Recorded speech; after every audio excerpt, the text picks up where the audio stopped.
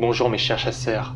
Si nous sommes réunis aujourd'hui, c'est parce que des entités identifiées comme Lovecraftiens et Kingiens, si j'ose dire, ont pénétré notre plan d'existence. D'après nos renseignements et mes dernières imprégnations d'énergie, nous estimons leur localisation sur l'ensemble de notre univers après la quête de Nyarlathotep et Yog-Sothoth. Il se peut qu'ils aient mis en place une stratégie communément pour forcer le passage dans notre zone. Je ne pense pas qu'ils en aient appris à la bibliothèque, mais plus aux entités qui la composent. Donc restez sur vos gardes, chasseurs. Aujourd'hui, je vous ai réunis pour se concentrer sur la première, ça, ou appelé Gripsou. Qui est-il? D'où vient-il? Quels sont ses pouvoirs? Je vais vous en informer de suite pour que vous ne perdiez pas de temps à vous saisir de ces lumières mortes, que l'on scellera si possible.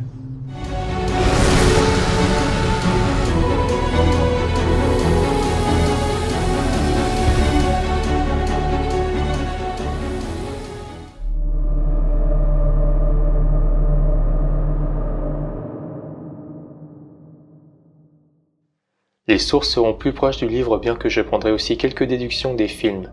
Pour commencer, si la Terre Clé, Terre des humains, il revêt l'apparence d'un clown, il possède de nombreux avatars le personnifiant comme beaucoup de créatures des mythes et légendes d'antan.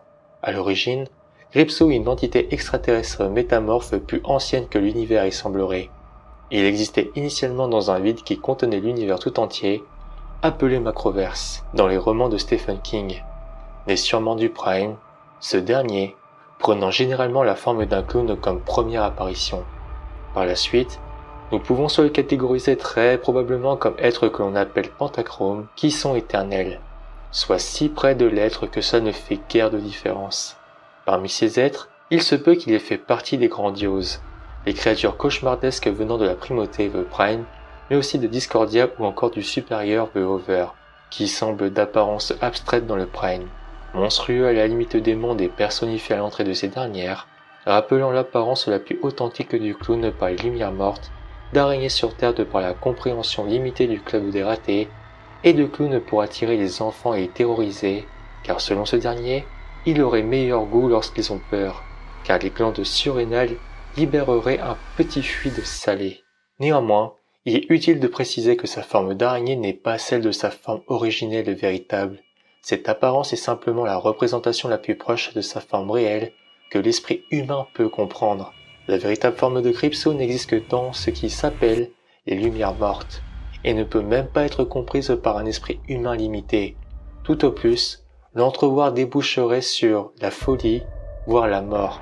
Tout comme le personnage de Tom Rogan meurt sur le coup d'une embolie cérébrale après que ça lui ait dévoilé brièvement sa véritable apparence. Les lumières mortes sont donc la véritable forme de l'être et même son essence vitale.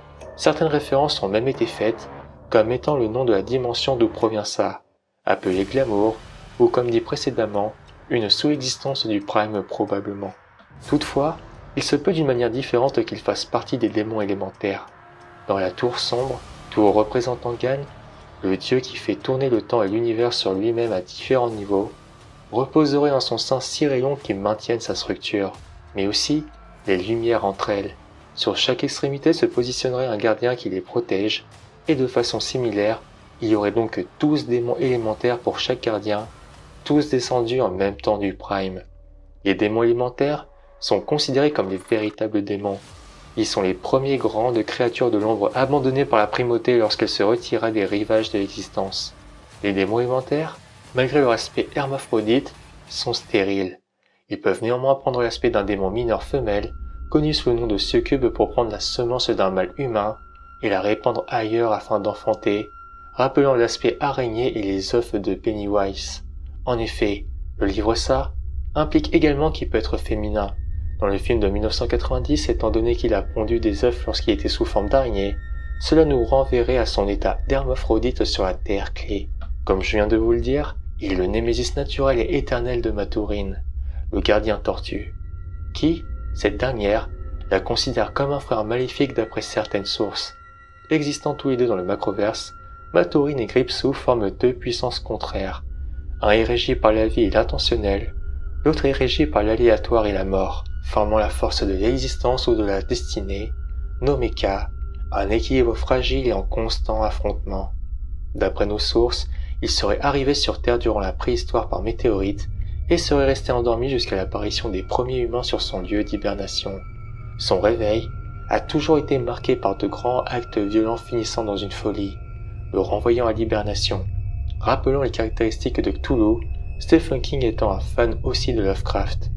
Pennywise, à première vue, semble différent des autres prédateurs réels ou fictifs par un élément révélateur, son sadisme. Alors que les prédateurs normaux tuent leur proie strictement par la survie, ça se différencie d'eux en se délectant absolument de sa cruauté et de ses actes méchants, le présentant comme un monstre cruel plutôt qu'un simple prédateur, trait qu'il partage avec l'être du tout-monde, Dandelo, qui pourrait être une autre forme de Gripsou. En plus de changer de forme, Gripsou peut manipuler mentalement les humains. Il semble omniprésent, ou il serait assez rapide pour changer d'endroit en un très court laps de temps. Capable de vivre dans n'importe quel milieu, il sait aussi lire dans les pensées pour jouer avec les phobies de ses victimes. Ça, c'est aussi autoproclamé mangeur de monde, qui révèle ce que l'être veut vraiment réaliser. Il se régale de la peur de l'humanité, mais son but réel est beaucoup plus grand que de manger une poignée de personnes tous les 2 décennies. On croit que le véritable désir de ça est de consommer toute la vie sur une planète, la laissant stérile lorsque la créature passe à autre chose. L'être n'a pas seulement besoin de manger les humains, même si c'est sa nourriture préférée, surtout quand ils ont peur, la terreur leur donnant une saveur supplémentaire, Sam consommerait probablement des mondes entiers avant d'arriver sur Terre, il y a des millions d'années. Il aurait été arrêté peut-être par Matorin avant de détruire toute vie sur Terre, mais il y a une implication derrière le repas qu'il s'est offert des mondes auparavant. Probablement son rôle dans le cas qui maintient l'équilibre de la tour sombre gagne, d'une manière volontaire ou non. Contre toute attente, bien qu'il ait l'air invincible au premier abord, l'imagination est le plus gros point faible de la créature. Un lance-pierre accompagné de projectiles en argent a suffi pour le blesser jusqu'à la fuite. Car les enfants du club des ratés imaginaient que, comme pour le loup-garou, l'argent pouvait le vaincre. Une ventoline a pu également le battre 2 fois sous sa forme d'araignée, puisqu'Eddie imaginait qu'il s'agissait d'un poison pour elle. Mais ce n'est pas tout. Il existe également le rituel amérindien du Shud, qui est un combat de volonté avec le soutien du gardien et Dieu, dirons-nous, de Matorin. Dans ce processus, la créature et un humain se mordent la langue et se battent par la pensée. C'est ainsi que Bill a pu rencontrer Matorin la tortue, puisque la créature l'a envoyé dans le macroverse lors de leur premier affrontement. Par la suite, intoxiquée par la ventoline de Eddie et agonisante, la créature battra en retraite, mais se fera rattraper par Bill et Richie. Bill lui écrasera le cœur, ce qui détruit le corps physique de Gripsou, le bannissant de la Terre Clé. Toutefois, à l'image du fer du Silmarillion, King inspiré de Tolkien, il est fort probable qu'il existe encore dans le macroverse sous sa forme originelle non physique, rageant d'avoir été vaincu par ces êtres qu'il jugeait inférieurs, attendant de revenir sous un œuf oublié, ou une insémination démoniaque comme Mordred ou le roi cramoisi. Je pense vous avoir dit ce qu'il vous faut, chasseur. Il est probable qu'il soit venu sous sa forme originelle, donc j'invite le chasseur qui s'en occupe de s'y préparer. Il est du niveau de Cthulhu, donc je pense que cela devrait se faire. Néanmoins, en vue de la situation, je t'invite à rester sur tes gardes. Il se peut qu'il soit à côté d'une autre entité. Bonne chance, chasseur. Quant à nous, continuons sur les autres.